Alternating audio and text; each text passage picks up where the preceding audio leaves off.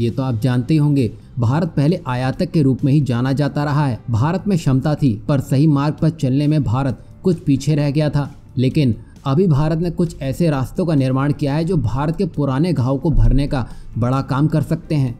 दरअसल भारत ने गुजरात में एक ऐसी शुरुआत की है जो भारत की निर्भरता को आत्मनिर्भरता में बदलने में बड़ी भूमिका निभाता हुआ दिखाई देगा। बता दें कि गुजरात एल्कलाइज एंड केमिकल लिमिटेड यानी कि GACL में अब एक ऐसे केमिकल का निर्माण किया जाएगा जो भारत के लगभग हर सेक्टर में इस्तेमाल किया जाता रहा है, जिसको भारत यूरोप और बाकी देशों से आयात करता आया है। जिस केमिकल की बात हो रही है वो हाइड्रोजन हाइड्रेट है, जो फार्मास्यूटिकल, ऑटोमोटिव, आर्गो केमिकल से लेकर सभी उन सेक्टर में इस्तेमाल किया जाता है जो भारत को ताकत देने में बड़ी भूमिका निभाते हैं।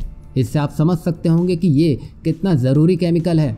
आपकी जानकारी के लिए बता दें कि भारत लगभग 17,000 टन हाइड्रोजन हाइड्रेट की वार्षिक आवश्यकता का लगभग सभी आयात करता आया है और अब इसी आयात में बड़ा प्रहार करते हुए GACL ने हाइड्रोजन हाइड्रेट के पहले बड़े कारखाने का शुभारंभ कर दिया है, जो देश के रासायनिक की आवश्यकताओं में लगभग 60% की कटौती करेगा, जो कि एक बड़ा अमाउंट है। और भारत के इस कदम से उन देशों को बड़ा झटका लग सकता है जो भारत को आयात करते हुए मोटी कमाई करने में लगे हुए थे। बता दें कि Indian institute of chemical technology यानी कि IICT के शोधकर्ताओं ने गुजरात एल्कलाइज एंड केमिकल लिमिटेड यानी कि GACL के गुजरात के 405 करोड़ रुपए के हाइड्रोजन हाइड्रेट संयंत्र के विकास में प्रमुख योगदान दिया है, जिसका उद्घाटन प्रधानमंत्री नरेंद्र मोदी द्वारा 10 अक्टूबर को किया जा चुका है। वहीं ये नई फैक्ट्री सालाना 10,000 टन हाइड्रोजन हाइड्रेट का उत्पादन करेगी, जो भारत की ज़रूरतों को पूरा करने में बड़ी भूमिका निभाती हुई दिखाई देगी।